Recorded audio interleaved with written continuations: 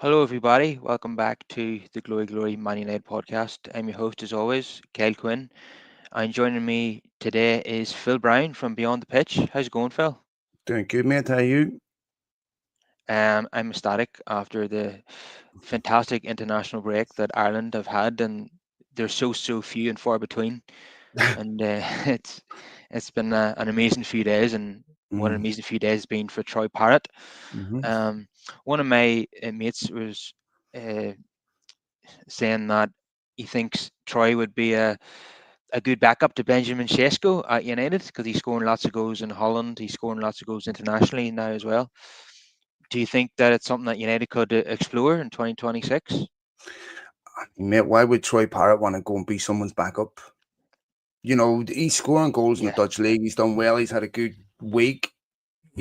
But and it's been great. But I wouldn't. I don't think we should get too carried away with them. I mean, he's a talented young lad, and I wish him all the best. But yeah, I think as well, that's decent money for him, and I've never made that connection. I never, United Sesko and Parrott are completely different players.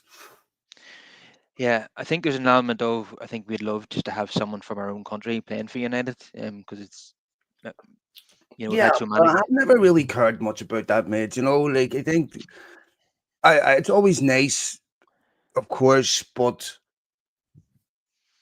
one thing about us is we can be a bit, we love ourselves, but like some of the celebrations has been great, but honestly, even now I'm getting sick of it. Where I'm like, okay, you know, we're a bit classless sometimes. Like looking at Dublin Airport, tweeting pictures of Sabossalai 2 days later. Like, okay, we some of it is look how great we are. I mean, we've been shit, and it's been a great.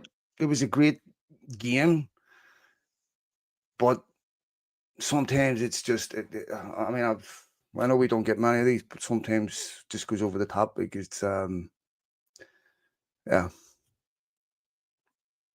Yeah, definitely good to celebrate for 24 hours, but after a while we need to move on because we're not even in the World Cup yet. We need to calm down. We've still got a couple of games to negotiate before we even get there. Look, man, I had a So brilliant. we'll move on. I was delighted when Pirate scored the third goal, and it was static, and it was a great day, and I've watched the goal 1,000 times. But now I'm sort of like, okay, I'm getting a bit sick of it, to be honest, on my timeline. I know, yeah, there is an element of overkill, but nonetheless, it was absolutely unreal, because it was so unexpected. You imagine the odds you would have got on United beat, or I'm doing it again, the odds on Ireland beating Portugal and Hungary in Yeah. those two games. I mean, if I put a tenner on that, I could have bought a new house. Mm. So anyway, we shall move on from the national break. And start talking about United. And obviously, there's always a few rumours doing the round because you know the papers need to fill their column inches when there's no games, and they always have transfer stories involving United during these breaks, and this has been no exception. Um, and John Cross from the Mirror in the last couple of days has done a story where he thinks that Elliott Anderson will be a target for United in January. I personally can't see that happening in the January window. I think United might, you know, visit that one in the summer. Apparently, he will be cheaper in the summer as well than what he'll be in January. And I know United have been linked with four midfielders Mm. constantly. You know, Stiller at Stuttgart, Adam Wharton at Crystal Palace, and Baliba, of course, at Brighton, and Elliot Anderson. And I have to say that Anderson is probably my favourite out of all of them. If United were only to sign one of them, he would be the one that I would choose. What's your thoughts on that, then, Phil? Well, I mean, certainly Anderson's stock at the minute is, at peak value. This is it's extremely high, especially when you look at the comments that Thomas Tuchel made about him and how important he is now in that midfield. probably added about another 20 million to his price tag. United obviously like him. It didn't go unnoticed that when United were playing Forest a couple of weeks ago, Ruben Amorim named him personally, and as one of their better players. Baleba is obviously someone they like as well, and they've watched quite a bit. He hasn't had a great um, season, to be fair. But United are not just going to want one midfielder; they're going to want two. I also think it was interesting that Amorim was talking about if United get into Europe, that Bruno Fernandes is going to have to deal with um, squad rotation. They still have a copy menu issue. Um, so I would be surprised if that deal was to happen in January. Elliott Anderson has to think also about the World Cup. If you get the move wrong in January, that he's not going to the World Cup. I think that with Forest, you'll see the season out there. And, the question about whether United have such a dying pressing need in January because they're not going to win the title. They're not going for the Champions League. I think United will be all right getting through to the end of the season with what they have. I would be surprised. I know they've looked at Conor Gallagher too. I'd be surprised if United made either one of those signings, Baleba, Gallagher, or Anderson in January. Do you think United will make any signings in January? Yeah, Kel, they never play football. I mean, it seems like there's months between games. They are not in Europe. They've the FA Cup and the league. Their injury record is, I think, the best in the league. So I doubt that ban in January is to me. It's great if you want to make supplement the squad. It's not the time to bring in major signings. Occasionally, one or two opportunities present themselves where it makes sense. But I honestly, I'm not sitting here like I was in previous years going, United absolutely must sign a player, particular player, left back or whatever, in January. I don't feel that right now. Uh, do you not even feel that about the left side area, left back, whatever you want to call it? I think United are a bit weak in that area with Dallo playing so many games there, and he's not had a good season. Yeah, I mean, that is a need. But again, I think United could achieve their goals this season, qualifying for Europe. I think that they're in the shout for Champions League. I think they could do that with the squad they have. I mean, to me, the issue I would have is, excuse me, where are the goals coming from? With Sesko now, he's out for a month. Xerxes, very different player than Benjamin Sesko. I mean, Xerxes barely kicked the ball this season. But getting a striker, I mean, that's a major part of your business, and you only do that unless you have doubts at Sesko with Sesko or if Xerxes leaves. I think there's a couple of academy players that are knocking on the door. That Diego Leon. I don't know how close he is. I mean, he's still got a lot of development to do. Of course, JJ Gabriel at Shea Lacey, Thwaites, everything. There's some really good talent coming through the youth team now. Do you expect to see maybe a couple of debuts this season, with regard to the players that you've just mentioned there? I think you would have if United had stayed in the League Cup. I think it's hard to. It's. I mean, United almost lost this record of not having a youth team player in the first team squad a couple of weeks ago, when Manny was injured. So there's no injuries to get them into the team, but I think Amorim does need to get a look at a couple of them. I think it's possible that some of these better talents will go out on loan. Bianchieri will probably go out on loan. Sheffield Wednesday looking at him. Amos has had a great couple of weeks, great 6 months there. So I think for those academy players, they needed a League Cup. They needed maybe a Europa League, and some injuries, of none of which have actually happened.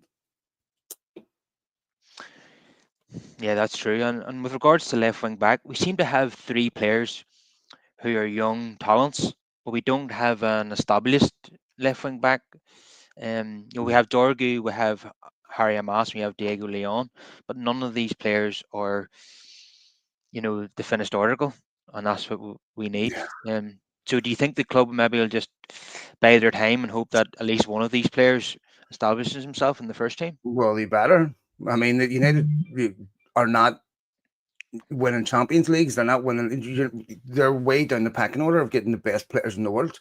So they have to develop. I think I heard a statistic when United were playing Spurs that they're the youngest team in the Premier League. I haven't checked that out, but that was definitely said on the commentary. So this is a young team.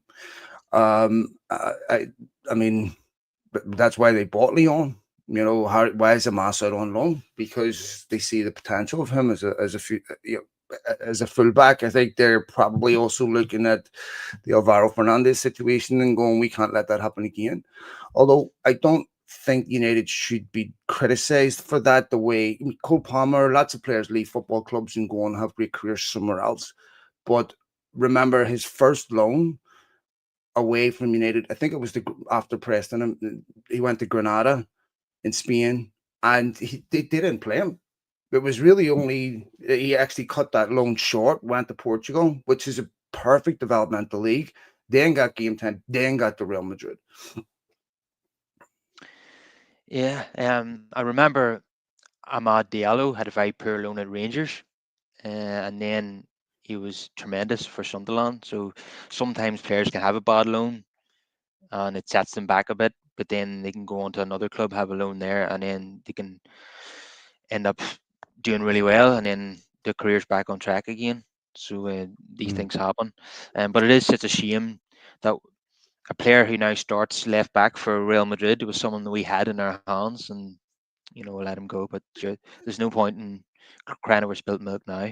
Mm. Um, Now, another player that has been linked with a whole host of clubs, including United, Liverpool, City, Tottenham, and he's had a tremendous season so far for Bournemouth, and that's Antoine Semenyo.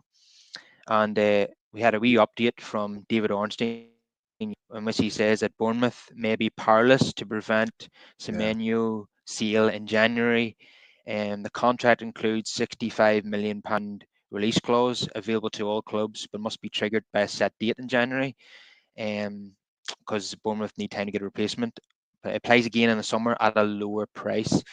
Now, I think was it reported in the summer that actually Amorim had lunch with him. I think, Mhm. presumably he got permission from Bournemouth to do that. Um, Now we've signed Mbemo and Kuna, so the question is where does he fit in? And some fans have suggested that he could even The play left United wing are back. not getting Semenyo in January. I Yeah, I mean, don't think so. Yeah, but I yeah. don't I think. mean, there's first of all, they're not spending that type of money on a player that they don't really need right now. Yeah, Um, uh, yeah, they liked him in the summer. They made inquiries about him in the summer. He's a very good player, but United are on a limited budget. There's no way they're going out and signing Semenyo. Like it's just, I would be astonished if that happened. yeah, I don't think United will make any major signings in January. That's the noises that we're getting from Laurie Whitwell. He's very reliable. That's what he's saying. He doesn't think United will make a big purchase in January unless a big opportunity presents itself. But what I wanted to ask you was that if United were to sign him next summer, let's say, where would he fit in? Some fans have suggested that he could even play a left wing back, but I don't think you're getting the best out of him by playing him in that role. There's been already some complaints by fans that you're not getting the best out of Ahmad by playing him at right wing back, because he favours playing in one of the 10 Semenyo's not roles. coming to Man United to play left wing back. Yeah, I No, agree with people. that. If he was going to come to United, it would have happened last summer. United did not sign him. He didn't come. United moved on. They signed other players. I so to me, United's name. being involved in that makes no sense to me. I mean, I can understand why other clubs might be interested in him. He's an exceptional player, but I mean, to me, it just is not. It's not logical. Like, there's just no way. Yeah, I agree because we've signed Mbumo and Kuna, that effectively means that we've we've we've signed our targets in those positions, and we probably won't sign Semenyo now. But I'd hate to see him go to City or Liverpool. But anyway, you mentioned Benjamin Sesko there. Uh, we've been told yesterday that he's going to be out for a month. Does that mean a month from the Tottenham game or a month from now? Yeah, it's a interesting question. I asked the same myself. I would say it's from a month from when they announced it. Otherwise, they would have said he's out for 2 weeks because that's all there is. If they waited 2 weeks to announce it, then and it was start date from when he got injured for, then it would be, they would say he's back in 2 weeks. So it has to be a month from when it was announced. And look, it might not be that long. Um, they've said that it possibly may not be that long. It's frustrating because you needed to have a bunch of fixtures where Sesko, if you're a striker, looking at that going, there's an opportunity here for me. I'm not saying they're terrible teams, but if you're a striker, you're looking at that thinking United might dominate possession in these games, create opportunities, and that would be a big opportunity for Sesko to, take a lot of the pressure off. So it's really unfortunate timing for him. Yeah, I seen one journalist who covers United. It might have been Rob Dawson, who said that he would definitely miss the Everton game, but he will be back for the festive period. I will need him because obviously Ahmad and Mbumo and Mazarahi are going to be leaving during the festive period. Is that a concern for you? Yeah, I mean, Bruno's been United's best player this season. He's been absolutely exceptional. Ahmad is an exceptional player because he creates things out of nothing. Where United don't have anything particularly nascent from their system that there's any synchronized movement and stuff yet. So you're relying a bit on individual brilliance. Ahmad is. I mean, look at the goals he's been scoring for United at key moments. So yeah, it's a big concern, man. So, what do you think that Amorim will do while Sesko is out? Do you think he'll just go with what he did against Tottenham, where Kuna as the false nine or whatever it was, or else do you think Xerxes might come into the team? What do you reckon? I think he has to play with a striker. I think when you don't have a central striker, they look toothless. They create opportunities, and there's no one in the box. I think Amorim, if you're Xerxes and you don't get to play now, you have to leave in January. I mean, he has a World Cup to think about too. Holland qualified, so yeah, I think he has to go with a striker. Yeah, I always like to see United play with a number nine. Um, yeah, do But you know that's what? the I thing actually is he a number nine? Because according to Amorim, he's not. Sorry, mate. There's gardeners out here, and I'm trying to close this window. Yeah, there is that, of course. Xerxes is a different player to Benjamin Sesko. He's not an out and number nine. He plays a bit deeper. He's more of a creative player, in my opinion. Not really much of a finisher. Uh, so it'd definitely be a very different player. But I think he would link up well with Mbuma and Kuna or Mount, whoever's playing in the 10 rows. I think Xerxes would kind of be more of a Roberto Firmino type player for United, whereas Sesko is more of a out and out striker. Um, so United will have to obviously play in a different way if Xerxes going to play. But um, it'd be good to see him get some minutes because he's, as you said, because of the lack of League Cup or European fixtures, and the likes of Manu and Xerxes are not getting any game time, and it's a real shame. And both of them been linked with loans in January, but I don't think United will entertain those because they're losing the players to the Afcon, and it's a very thin squad. United But don't have. the players have a say in that too. Like, I mean, I empathize. If you don't play me here, then I want to go somewhere else. I prefer to stay here and play. But if that's not the case, then if a player's not saying that to themselves, the player's happy sitting on the bench, that's not a player you want your football club. So, I think that United can play hardball if they're saying to these players, look, you're going to play, you're starting games, you're an integral part of the team. But if you're not playing a footballer, these are human beings. This is their occupation. Like, you can't just say, nah, you're on a contract, sit in your arse. Like, I mean, it's even for the club. Why would you don't want a player massive amount of money sitting on the bench? So this is a problem that has to get a solution quickly, mate. Yeah, it's very uncommon for United to have no European football. It's only the second time in 30 years, I think. Um, so it's hard to get used to as a fan. Uh, so few fixtures. We've one home game in 50 days. I think Andy Mitten pointed out. Um, between the Tottenham game and the Everton game is like 2 weeks and 2 days. Because we're Monday Night Football this week coming. So it's going to be an extra long wait for United fans for a fixture. But our home form has been really good this season. Even in the game we lost on the open day of the season against Arsenal, we were by far the better team in my opinion, and we've won all the home games since then. So I'm expecting 3 points here against Everton at home and that's really good because for many years we were losing too many games at Old Trafford, and the idea of it being a fortress had disappeared. But we're slowly but surely getting that back again, Phil.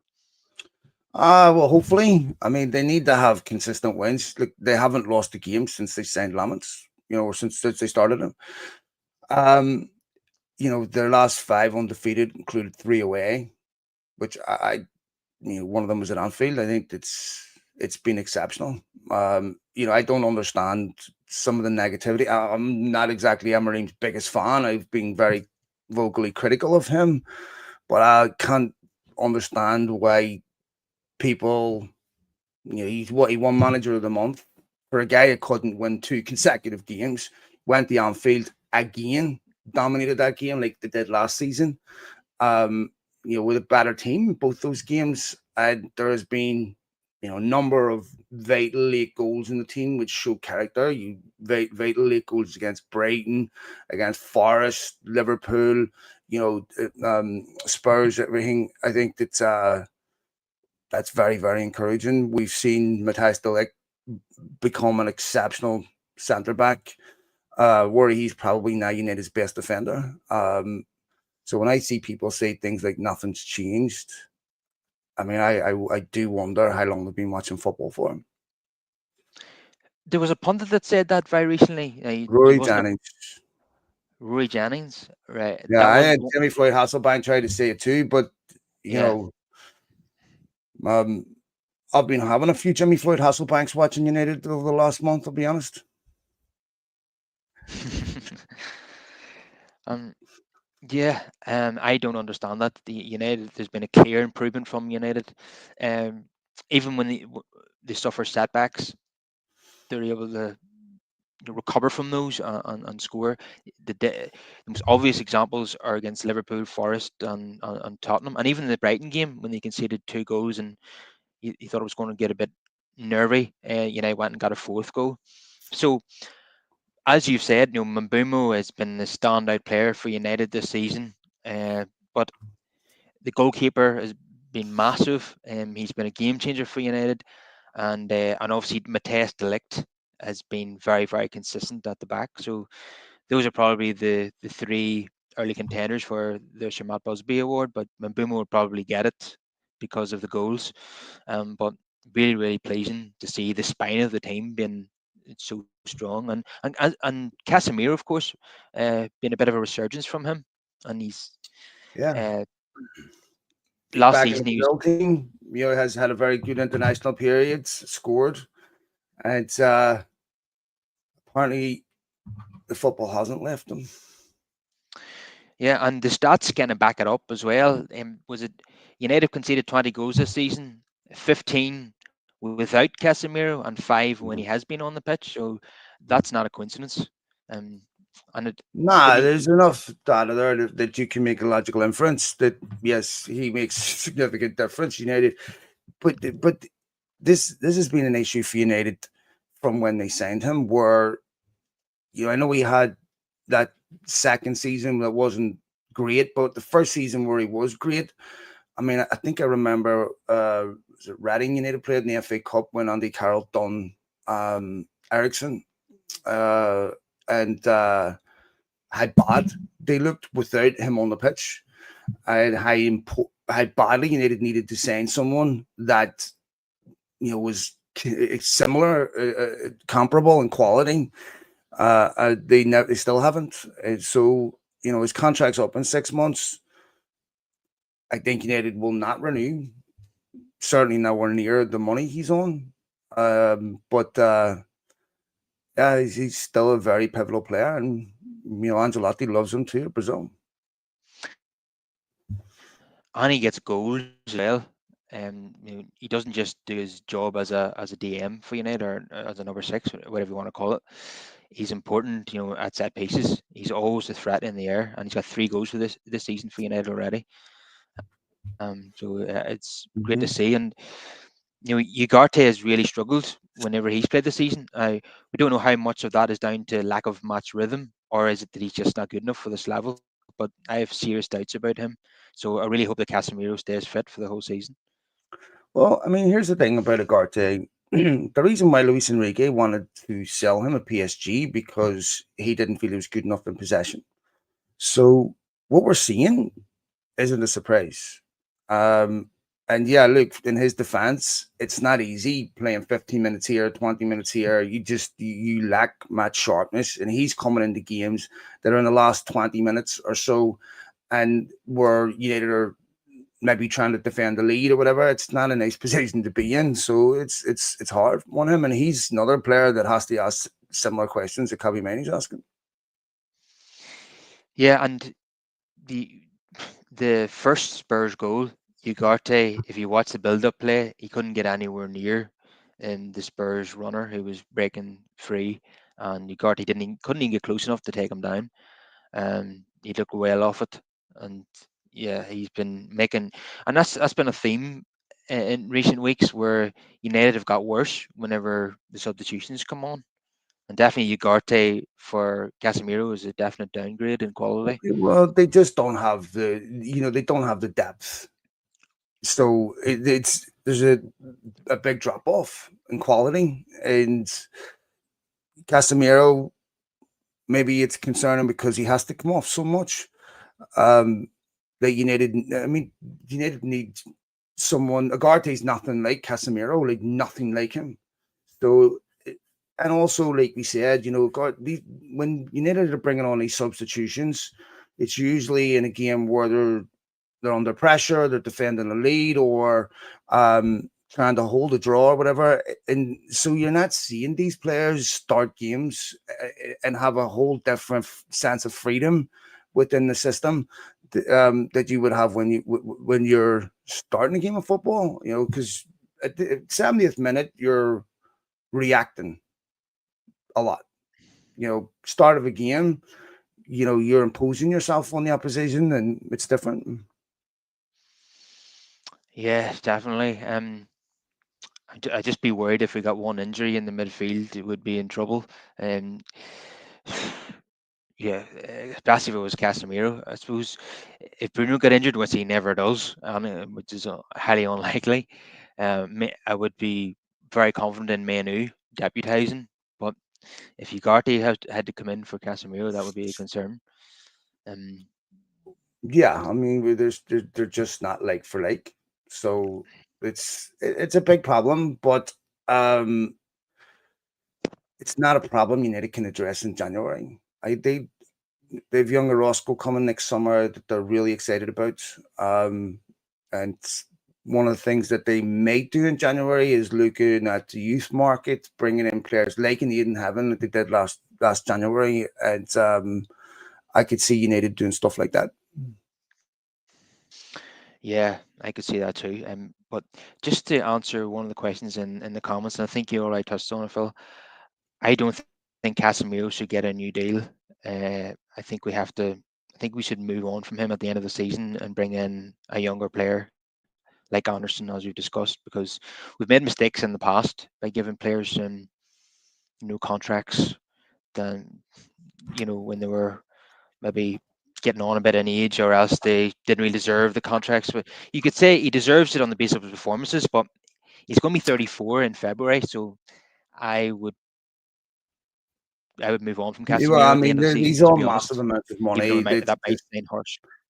If United wanted to renew his contract, they would have done it already. He's on massive amounts of money.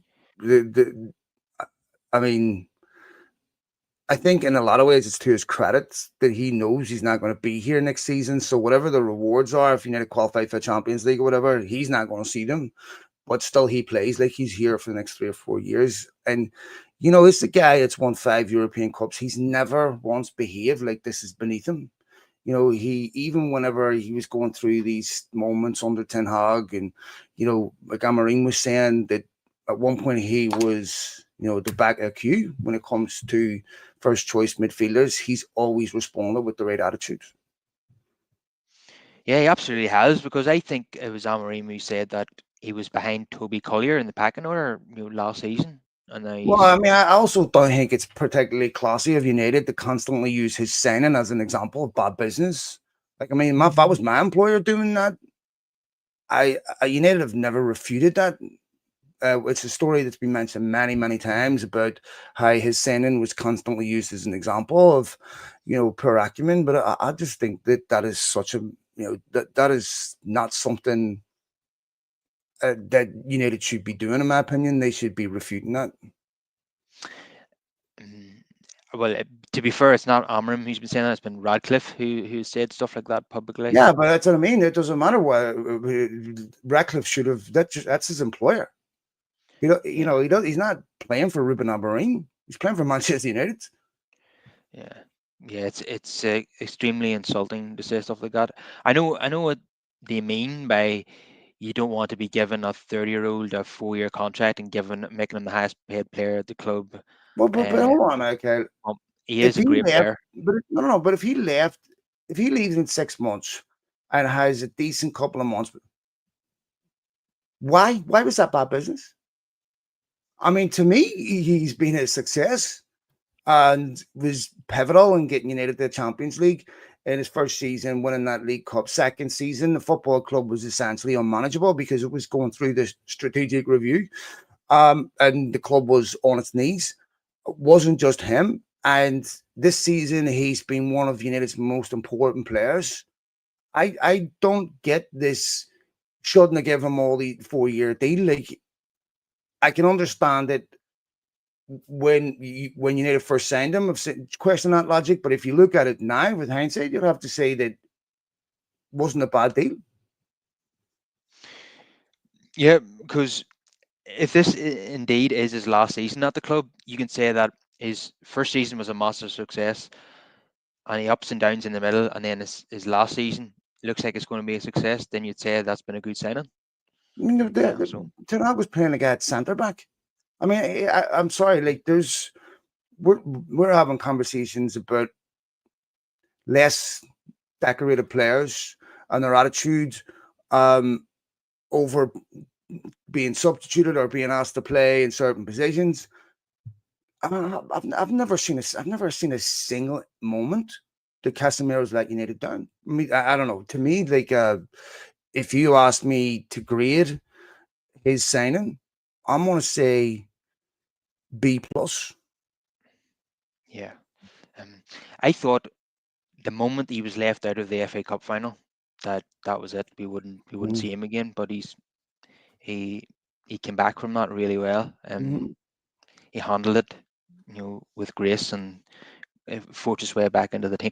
Even after he was substituted at half time against Liverpool, and Toby Collier came on for his debut, I thought that was, he was it was the beginning of the end there as well. But he's suffered all these setbacks, and he's come back, and it felt as if the the way Ten Hag was setting the team up towards the end was setting Casemiro up to fail as well. Um, Yeah, but now we're playing to his strengths again, and we're getting the best out of him. So, you, so United have done reasonably well. They had since they lost to Brentford, it's been a reasonably good run of form. They won 3 and drawn 2. If Mm. you offered me 8 points out of 12 in the recent cluster of fixtures in between the two international breaks, I would have taken that. It's just obviously a slight disappointment because we won the first two and then drew the last two. They got But 11 points in those games, though. I mean, the 4 games between the October internationals and the November internationals, they got 8 points out of They've had 12. 5 games. I mean, There's only they were 5 unbeaten because they they won't beat Liverpool, Sunderland, Burnley. Um, oh, was Burnley before? sorry, Sunderland was So they before beat the Sunderland, Brighton, sorry, Sunderland was Liverpool, drew with Forest, and drew sorry, with yeah, Spurs. but So Sunderland yeah, was before the previous international break. But yeah, I know what you mean. There's 5 unbeaten, yeah. Uh, but yeah, so and yeah, that you're if right. you That was right. Sorry, you're correct. so if you want to look at it that way, United then have had 11 points out of 15, which probably looks even better. So we've got Yep. a run of fixtures here, and the next 4 games or so would be classified as winnable games. Although Palace away is always going to be tough for any team. So I think it's Everton at home, Palace away. I think we've got West Ham at home, and then Wolves away, something like that. Mm. So United should be targeting 10 points out of 12 here. Um, that's what I'd be I looking mean, at they should anyway. be targeting 12 out of 12, in my opinion. But whether they get that or not, I mean, I don't think that if United held on against Spurs, they'd have went second. No one has that consistency of, hey, over our next 4 games, we're going to win all 4 of them. I mean, not even City, Liverpool. No, I think expectations are need to be managed. In my opinion, United didn't all of a sudden become a team that can be that consistent. They're improving. If they finish in the top 4, what is that going to look like? It's going to look like they're going to drop points away to teams they should be beating, maybe even lose some of those games. It's not going to be, oh, we're now back and we can expect 12 points from that. I mean, that's what they should be targeting, but realistically, I don't see it happening. Do you know, I think we would be second in the league if Lamens had have been there at the start of the season. Would you agree with that? Well, I mean, we have before and after, and to me, I want to know who decided that United didn't need a goalkeeper over the summer when to me it was blatantly obvious that they needed a goalkeeper. I mean, I can't understand how someone could have looked at that. I remember tweeting a couple of days before the first game against Arsenal, whatever happens, do not lose this game to some shit in swinging corner. And that's what happened. I, I don't understand how this wasn't predictable. I mean, every game that a goal Deer played or an Anna played, they made mistakes that you shouldn't expect to see at this level. So I think, yeah, I mean, would you want to drop Lamens for Deer? No. So I don't think they'd have lost that Arsenal game if they had Lamens. Yeah, and I actually remember you saying that before the Arsenal game. Please don't lose this to Mm, a corner kick where the goalkeepers come out and flapped at the corner, and that's yeah. almost exactly what happened. Uh, yeah, and United were superb in that game, just couldn't score. The Raya made a couple of decent saves, and United just didn't finish their chances. But I was really, really encouraged by the performance by United that day. But then there was a massive drop off, and a few weeks later, the losses to City and Brentford, and we were down in the dumps again. But we've recovered really well, and Lamens Mm, has played a huge role in that because his first game, of course, was against Sunderland, and we've been unbeaten since then, as you say. So long may it continue. And mm. we have to mention Delict. Somebody in the comments said that, and I've been thinking this myself. Could he be the next captain of the club whenever Bruno leaves? Well, I don't know because he's not in that leadership group, which is odd to me, It is considering he odd. was Ajax captain at what, 17, 18. But when you hear Amorim talk about the leadership, and the people who are in those groups, the lick's not in them, which is odd to me. But I don't know. I think you know it's hard to say because how you lead isn't always being the best player on the pitch. So it'll be interesting. Yeah, and the only reason why I wouldn't consider Martinez for the role as captain in the future is because he's always injured, and we need to see him available for a sustained period of time. But we've heard some good news during the break is that he's been training with Argentina and to build up his fitness, and Mm. he's potentially going to be on the bench against Everton. Certainly wouldn't be playing for any more than 10 or 15 minutes, and slowly raise his minutes as the games go on. And I don't think he'll be ready to start for a few weeks yet, but he's massive for United at both ends of the pitch. So are you looking forward to him coming back? I mean, depends what Martinez we get back. Are United going to play him in that deeper midfield role? Because before he get injured, he was pivotal in that play. That goal against Liverpool. I remember Ahmad's goal against City. It all comes from Martinez playing deep. So it'll be interesting to see. I think that the the ability he gives you as a defensive midfielder is very important because he's much better than Agarte in that position. Um, but on the left hand side of defense now you've got Luke Shaw, who's playing really well and fit. So it's not the same United team, and Licha Martinez is someone we all love watching. He's been excellent, but his injury record is a big concern. If he gets injured again, Kyle, I think that I think he would have to ask some big questions, deep questions about. He's just lost so much of his prime. Yeah, if he was to get injured again, I'm afraid we'll just have to cut our losses. But he There's no can't way he shoot could get him. in. There's no way he can get a new contract until we've seen him be consistently fit for at least a year. Mm-hmm. I certainly wouldn't be giving him a new. And he's probably got 2 years left, and I certainly wouldn't be giving him another deal till he proves his fitness. But yeah, he's like a quarterback as well as a really good defender. So yeah, be as you said, it's be a selection dilemma for the manager given how Luke Shaw has played. But I know you mentioned there about him playing as a midfielder. We haven't really seen that. Even Ten Hag was reluctant to play him there. Can he actually play in a midfield too? I could see him playing in a midfield three, but would he have the legs to get around in a midfield too? I mean, Anthony, anything? I know this was a comment that was allegedly made when he was at Ajax. If what is Martinez 26, 27?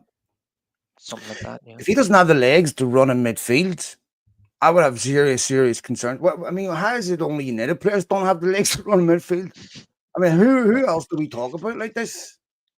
I mean, give me someone in Arsenal's team. This to me, why do you not have the fitness to do that? Like that to me is a bare minimum requirement at this level.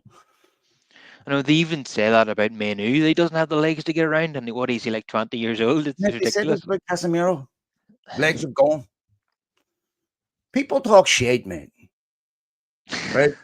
I mean, you tell me a professional footballer doesn't have the legs to run play. This guy played. He's an international footballer for the world champions. I mean, of course he has the legs. Otherwise, what are we saying in here? How is it United can only sign footballers that can't run for 90 minutes? Like this to me doesn't survive scrutiny. So you've been absolutely happy to see Martinez partner Bruno in the centre of the pitch. Would you like to Well, see I that? mean, I don't know. I'm just saying that the argument he doesn't have the legs. If he doesn't have the legs, cancel his contract. Then he shouldn't be a footballer. I mean, to me, that is stupid. You know, if I'm a boxer and I don't have arms, I can't throw a punch. Yeah, that's a big problem. So I know. to me, to play at this level, And probably the easiest thing to get right at this level is fitness, because it's more or less a settled science in a lot of ways. It's not difficult to get a human being in particular shape if they're willing to do the right things. Yeah, like if we're talking about a footballer that age doesn't have the legs, I'm going to Manchester United saying, how is it possible that this institution can't get a professional footballer fit enough to play 90 minutes? Like, what is going on there? Yeah, I hear what you're saying. And Donny here says he doesn't have the knees. Laughing face. Well, then if he doesn't have the physical capabilities to play at this level, that's not his fault, because that has nothing to do with fitness. But if he, I mean, Donny may be right. That's something we don't know, and that's something where we don't know the consequences of all these injuries on someone. Certainly, it affects mobility, and you're never a better player after getting bad injuries. So, um, but I the whole doesn't have the legs thing. Like I only ever hear this about Ten Hag players. So they used to say this about Carrick and Scholes, that they don't have the legs to play in midfield. Yeah, who fucking said that?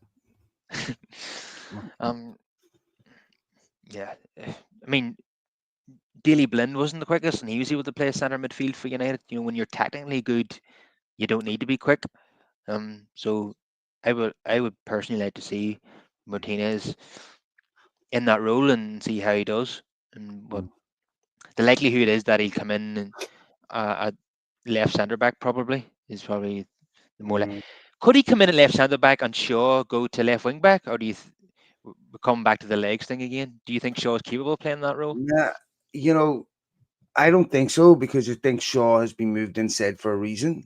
Um, I think United could, if Shaw could still play left wing back at a particularly high consistent level, I think he'd be in there, because do have an obvious need, and they could play Aiden Heaven on the left hand side of defence. There's lots of other different options than Luke Shaw, options they didn't have before. But yeah, I don't think that will happen. I don't think Shaw will be at left wing back. Just the way United play and what they're asking their wing backs to do, I just don't think Shaw can give them it. Do you think there's a fear that if Amarim puts Shaw in at left wing back, that he'll get injured because of the Yeah, what the role? it's impossible to predict. I mean, I don't see why left centre back would be any more risk averse than left wing back. So you know, me maybe one of the easiest positions to play in football is fullback. Mhm. I'm not sure. I'm not the expert on that one, but yeah, it's good to see United have options anyway, and hopefully the unbeaten run continues. Um, it's been a pleasure having you on as always, Phil. Yes, mate. Always a pleasure. Thanks for having me on. I know I had a bit of a late start. I have to run and do my own pod here in a few minutes. So, and then I have a lunch appointment. So, I need to get my PSDRs out of here. But don't leave it so long before you have me back, man. I would love to come back and do it again. Yeah, absolutely. I'm sure I'll have you on maybe December, January, and Anytime, hopefully, Paul. Just let me know. Anytime, hopefully, mate. United, Just let me know. I'm more than happy to do it.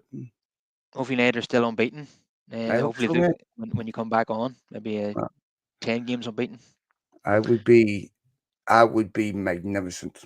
I would be something that seemed impossible, a month ago. So, but it's not. It's unlikely, but who knows? But thanks for having me on, mate. As always, always a pleasure, and don't leave it so long next time. All right then. I'll see you later. Much love, mate. See you later, Kyle. Thanks, pal.